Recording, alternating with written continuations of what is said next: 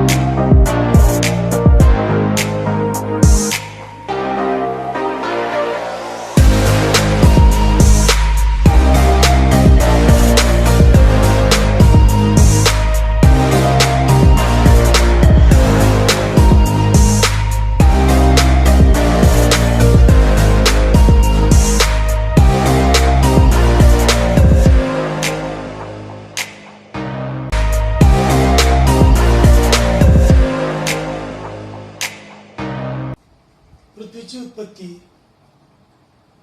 त्याचबरोबर पृथ्वीवरील सजीवांची निर्मिती, पृथ्वीवरील प्राणी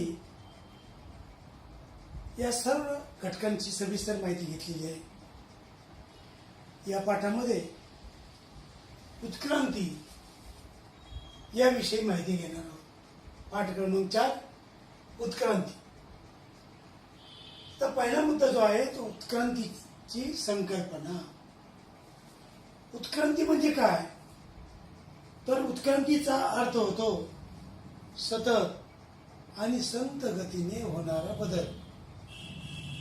उत्क्रांती या शब्दाचा अर्थ होतो सतत आणि संत गतीनं होणारा बदल म्हणजे उत्क्रांती. आता याचं स्पष्टीकरण जर द्यायचं झालं तर आपल्याला पर्यावरणामधल्या बदलाशी, पर्यावरण म्हणजे सभोवतालचं वातावरण, पृथ्वीवरील सजीवांच्या प्राण्यांच्या सभोवतालचं वातावरण म्हणजे पर्यावरण. या पर्यावरणामध्ये सतत बदल होत असतात नेहमी. पृथ्वीची उत्पत्ती झाल्यापासून आतापर्यंत असंख्य वेळा अनेक बदल झाले. भूकंप असतील, ज्वालामुखी असतील, समुद्रामधल्या हालचाली असतील, भूगर्भामधल्या हालचाली असतील, पृथ्वीवरील हालचाली असतील, असे अनेक बदल झालेले आहेत. आता या बदलाशी आपलं अस्तित्व टिकवून धरण्याच्या प्रयत्नामध्ये एखाद्या विशिष्ट प्रजातीतील प्राण्यांच्या शरीर रचनेमध्ये बदल होतात आणि तेच बदल त्या प्राणी जातीमध्ये आनुवंशिकतेचे रूप धारण करतात. परत सांगतो एकदा, पृथ्वीवरती किंवा त्या पर्यावरणामध्ये नेहमी बदल होत असतात. या बदलाशी जुळून घेण्याचा आणि आपले अस्तित्व टिकून धरण्याच्या प्रयत्नात पर्यावरणाशी जुळून घ्यायचं आणि आपलं अस्तित्व टिकून धरण्याच्या प्रयत्नात एखाद्या विशिष्ट प्राणी जातीतील प्राण्यांच्या शरीर रचनेत बदल घडून येतात आणि तेच बदल त्या प्राणी जातीमध्ये आनुवंशिकतेचे रूप धारण करत असतात. आनुवंशिकता एका पिढीकडून दुसऱ्या पिढीकडे जाते, त्याला आनुवंशिकता म्हणतो आपण. आता यामध्ये मूळ प्राणी जातीपेक्षा काही वेगळी वैशिष्ट्ये असणारी एक नवी प्रजाती अस्तित्वात येते. या बदलामुळे जुळून घेण्याच्या प्रयत्नामध्ये प्राणी जातीमध्ये काय होतं, मूळ प्राणी जातीपेक्षा काही वेगळी वैशिष्ट्ये असणारी एक नवी जात तयार होते, अस्तित्वात येते. आणि ही नवी प्रजाती मूळ प्रजातीपेक्षा अधिक उत्क्रांत असते. उत्क्रांत म्हणजे काय? सतत संत वेगानं होणारा बदल. ती अधिक बदल झालेला असतो, उत्क्रांत झालेली असते पहिल्या जातीपेक्षा. त्यामध्ये या प्रक्रियेत कधी कधी मूळ जात नष्ट पावते.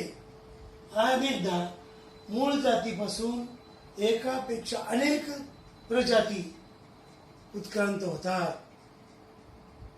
अनेक प्रजाती उत्क्रांत होतात एकापेक्षा, मूळ जातीपेक्षा. आता ही उत्क्रांतीची संकल्पना म्हणजे हा जो बदल होतो पर्यावरणाशी जुळून घेण्याच्या प्रयत्नामध्ये एखाद्या प्राणी जातीला आपलं अस्तित्व टिकून ठेवण्याच्या प्रयत्नामध्ये बदल घडवावे लागतात काही. आणि हे बदल अंतर्गत बदल होतात ते. आणि हे जे बदल घडून येतात आणि त्यामुळं त्या प्रयत्नामध्ये काही नवीन प्रजाती मूळ प्रजातीपेक्षा अधिक उत्क्रांत झालेल्या आपल्याला पाहायला मिळतात. कधी कधी या प्रक्रियेमध्ये मूळ जात नष्ट पावते. अनेकदा मूळ जातीपासून एकापेक्षा अनेक जाती प्रजाती उत्क्रांत होतात. अशा प्रकारची संकल्पना, उत्क्रांतीची ही संकल्पना सुस्पष्टपणे सगळ्यात पहिल्यांदा मांडली ती चार्ल्स डार्विन या शास्त्रज्ञाने. चार्ल्स डार्विनचा उत्क्रांतीचा सिद्धांत जो आहे तो आपण नंतर शेवटी पाहणार आहोत सविस्तरपणे. त्यामध्ये आपल्याला उदाहरण देता येईल बदल होताना काही प्रजाती कशा नष्ट झालेल्या आहेत. पृथ्वी तलावावरती डायनासोर नावाचा एक महाभयानक भयंकर मोठा प्राणी, विशाल प्राणी होता, महाकाय प्राणी होता. पण काही कारणांनी, नैसर्गिक आपत्तीमुळे, पर्यावरणात अचानक झालेल्या बदलामुळे किंवा काही कारणांनी पर्यावरणामुळे ती महाकाय जात नष्ट झालेली आपल्याला पाहायला मिळते. आता ही जात अस्तित्वात होती कशावरून कळतं? पुन्हा आपल्याला मागच्या प्रकरणाकडे जाता येईल. शास्त्रीय पद्धतीनं उत्खनन मध्ये सापडलेले महाकाय डायनासोरचे सांगाडे सापडलेले, डायनासोरची अंडी सापडलेली आहे. आणि त्यावरून मग आपल्याला शास्त्रीय पद्धतीनं किती मोठा प्राणी होता, तो कसा होता, 2 पायावर चालत होता का 4 पायावर चालत होता का एका पायावर चालत होता, पंख होते का, अशा प्रकारचं ते निदान केलं जातं. आणि त्या निदानामधून आपल्याला स्पष्ट जाणवत आहे की डायनासोर वर्गामधले अनेक प्रकारचे डायनासोर सारखे प्राणी होते, महाकाय प्राणी. ती प्रजात आपल्याला पृथ्वीवरून नष्ट झालेली दिसते. ती आपल्याला गाडल्या गेलेल्या वेगवेगळ्या सांगाड्याच्या आधारे, त्यांच्या हाडांच्या आधारे, आपल्याला त्यांच्या अंड्यांच्या आधारे आपल्याला माहिती होते. अशा प्रकारचं उत्क्रांतीची कल्पना आपल्याला चार्ल्स डार्विन या शास्त्रज्ञांच्या माध्यमातून मांडलेली कळते. म्हणजेच प्राण्यांच्या पर्यावरणाशी जुळून घेत असताना बदल होत असतात. आता पर्यावरणाशी बदल कसा होतो पहा, आपल्या भारतामधलं जर उदाहरण दिलं तर पहा एक छानसं उदाहरण आपल्याला भारतात देता येईल.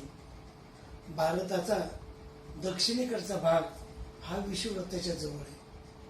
आणि जसं जसं आपण दक्षिणेकडून उत्तरेकडे जाऊ तसं तसं विषुववृत्तापासून आपण थोडं थोडं लांब जातो. आता त्याचा विषुववृत्तावरती काय आहे, जास्त सूर्यप्रकाश आहे, उष्णता जास्त आहे.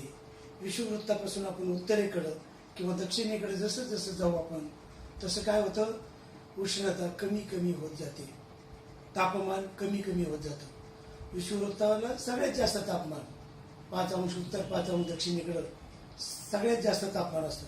पण जसं जसं आपण विषुववृत्तापासून उत्तरेकडे जाऊ किंवा दक्षिणेकडे जाऊ तसं तसं तापमान हळूहळू कमी कमी होत होतं, प्रकाश कमी कमी होतो. आता त्याचा काय परिणाम होतो, भारताच्या दक्षिण याला केरळ राज्य, केरळ राज्य पाहिलं तर त्या केरळ राज्यामधल्या नागरिकांचा किंवा राहणाऱ्या लोकांचा रंग जर पाहिला आपण तर जास्त काळ्या स्वरूपामध्ये दिसतो, आपल्याला काळा रंग दिसतो. हळूहळू आपण केरळच्या नंतर कर्नाटक, महाराष्ट्र, गुजरात, राजस्थान असं जसं जसं आपण उत्तरेकडे जाऊ तसं तसं काय होतं, रंगामध्ये हळूहळू बदल होत जातो. काळा, थोडासा सावळा, नंतर थोडा निमगोरा, नंतर गुजरातचे कुठे राजस्थान मध्ये गेलो गोऱ्या रंगाचं रंग जास्त दिसतो. आणि काश्मीरमध्ये गेलो आपण तर एकदम गोरेपान नागरिक पाहायला मिळतात, लोक पाहायला मिळतात. त्याचं कारण काय? पर्यावरणातल्या उष्णतेचा शरीरावर माणसाच्या होणारा परिणाम. तसंच अनेक विषुववृत्ताच्या टप्प्यामध्ये जे देश येतात ते त्यांचं नाक आखूड असतं, रंग काळा असतो. अशा प्रकारची आपल्याला उदाहरणं देते ती पर्यावरणातल्या होणारे बदल. आता तो उत्तर ध्रुवावरती राहणारे लोक बर्फामध्ये राहतात, पर्यावरणाशी ते जुळून घेतात. काय सगळीकडे बर्फाच्या घरात राहतात.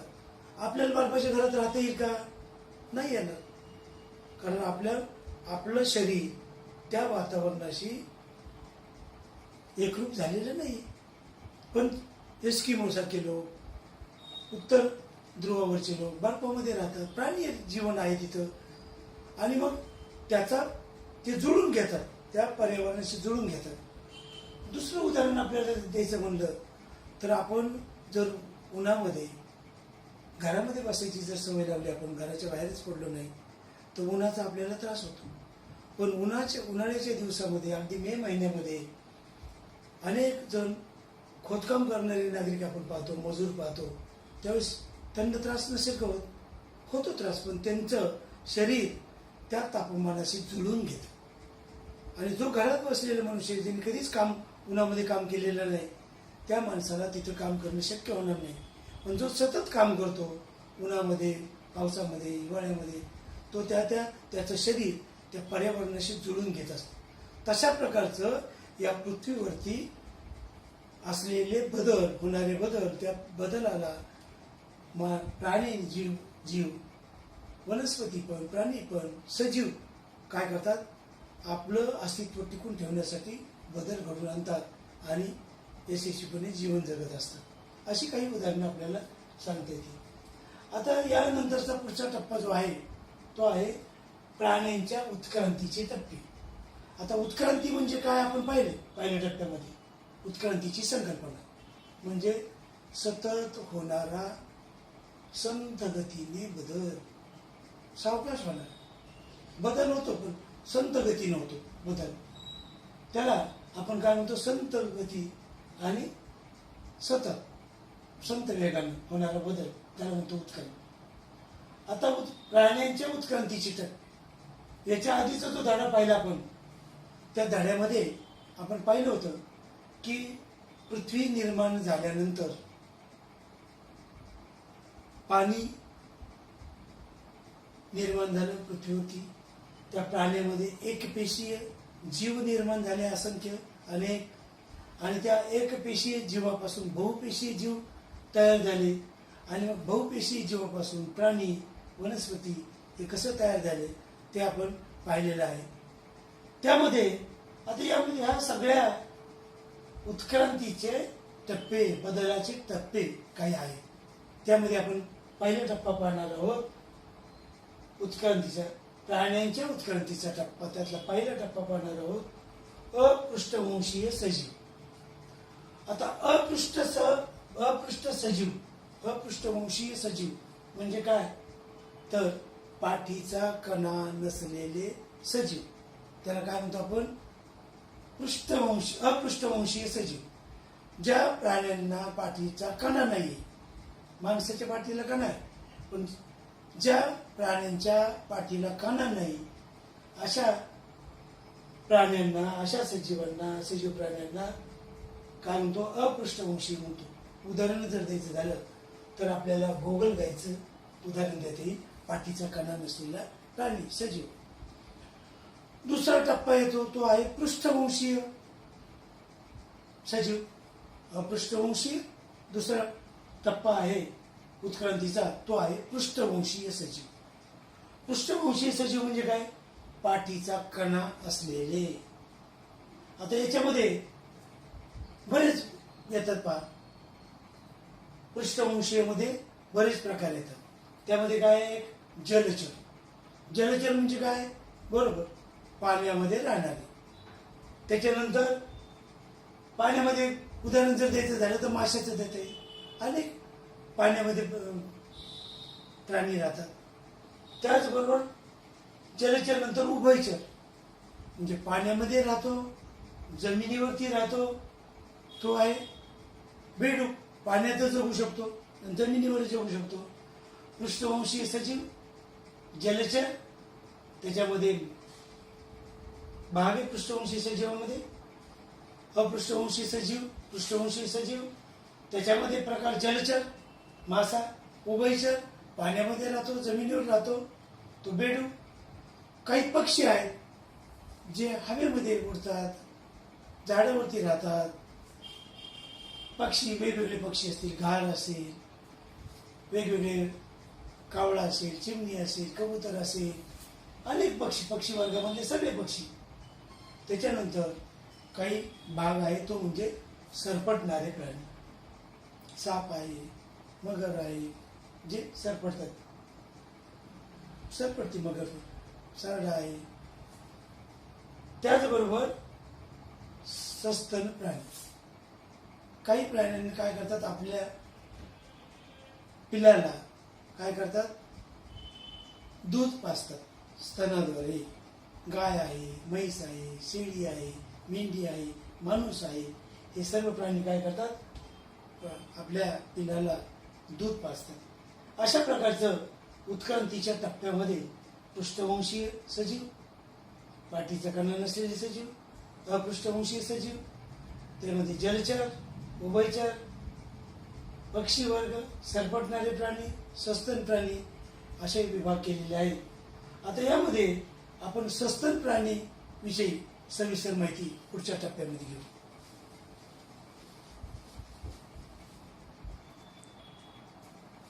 प्राण्यांच्या उत्क्रांतीचे टप्पे आपण पाहत असताना सस्तन प्राण्याविषयी आपण माहिती घेत होतो. पृष्ठवंशीय, अपृष्ठवंशीय, अपृष्ठवंशीयमध्ये पृष्ठवंशीय पाठीचा कणा नसलेले, अपृष्ठवंशीय पाठीचा कणा असलेले, त्यामध्ये सस्तन प्राणी हा सर्वात उत्क्रांत टप्पा मानला जातो. प्राण्यांच्या उत्क्रांतीच्या टप्प्यामध्ये सर्वात महत्वाचा टप्पा म्हणजे सस्तन प्राणी. पोटामध्ये पिलाची वाढ झाल्यावर आईने पिलाला जन्म देणं आणि काही काळ त्याचं पोषण करणं. पोटामध्ये पिलाची वाढ करणं आणि काही काळ त्याचं पोषण करणं हे सस्तन प्राण्यांचं लक्षण आहे. त्याचबरोबर या पिलांची काळजी घेतं, आपल्या दुधावरती उपजीविका त्या पिलाची करतं सस्तन प्राणी कुठलाही. मग गाय असेल, म्हैस असेल, शेळी असेल, मेंढी असेल, मनुष्य प्राणी सुद्धा सस्तन प्राणी. आईने पिलाला जन्म देणं आणि काही काळ त्याचं संगोपन करणं, पोषण करणं, आपल्या स्तनाद्वारे दूध पाजणं, त्याला हे लक्षण आहे.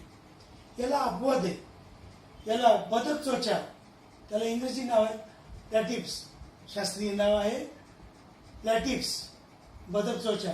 आणि दुसरं एक उदाहरण आहे मुंगी खाऊ, अँट इटर, शास्त्रीय नाव आहे अँट इटर, आपण त्याला म्हणतो मुंगी खाऊ. आणि बदक त्वचा, प्लॅटिपस, हे शास्त्रीय नाव. हे दोन सस्तन प्राणी आहेत, पण ते पिल्लाला जन्म देत नाहीत. तर ते काय करतात, अंडी घालतात.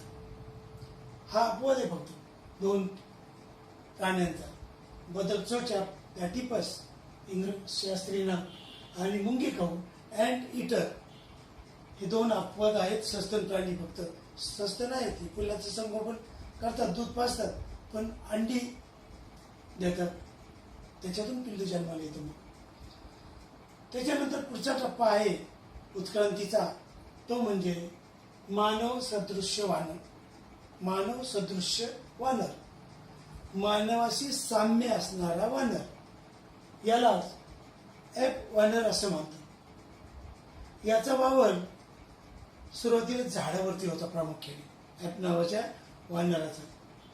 आता ज्या प्रजाती वानर झाडावरती राहते, ज्या प्रजाती झाडावरती राहिल्या ते खाली आलेच नाहीत, झाडावरच ते राहत गेले. संरक्षणासाठी, झोपण्यासाठी, अन्न गोळा करण्यासाठी झाडावरच त्यांचं वास्तव्य राहिलं.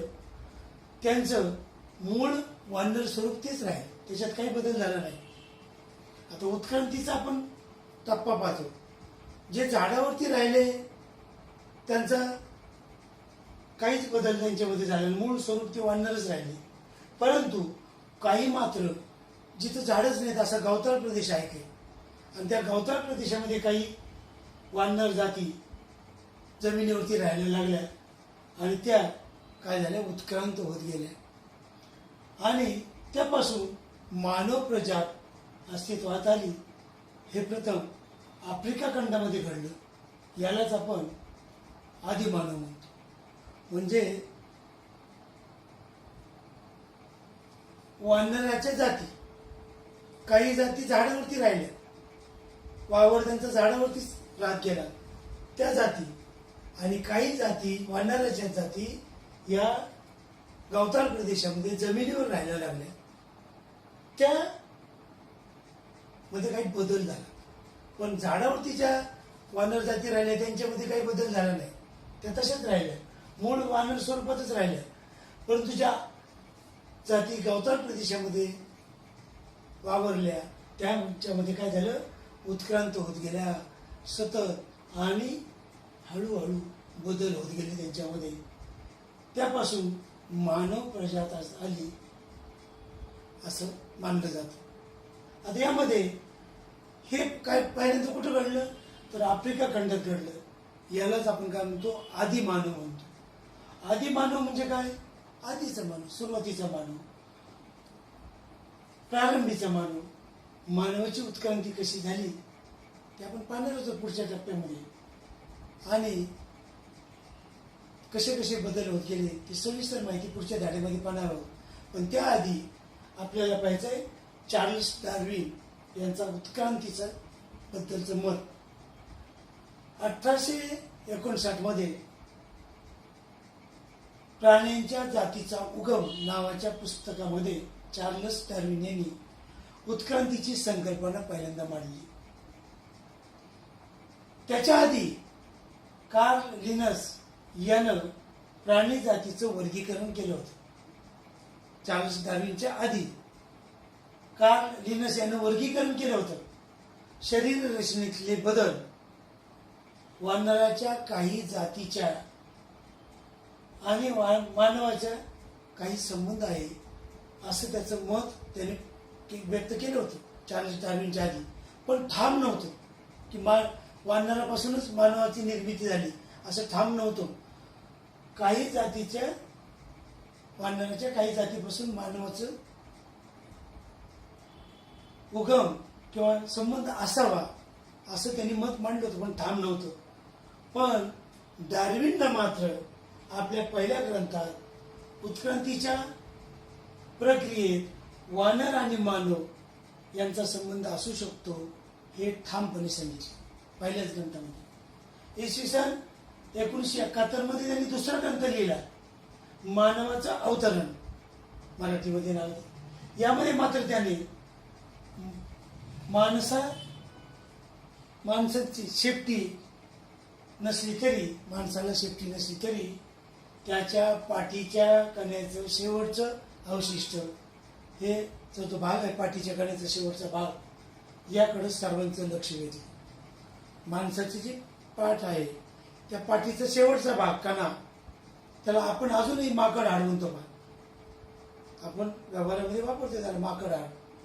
म्हणजे तो त्या डार्विननं पहिल्यांदा माणसाच्या पाठीच्या कण्याचा शेवटचा भाग हा त्याने दुसऱ्या ग्रंथामध्ये मानवाचं अवतरण यामध्ये त्यांनी लक्ष वेधलं, आणि त्याच्या आधारे त्यांनी गोरिला किंवा चिंपाजी यासारख्या आफ्रिका खंडातल्या वानरापासून मानव जात ही उत्क्रांत झाली असावी असा अनुमान ठामपणे काढला.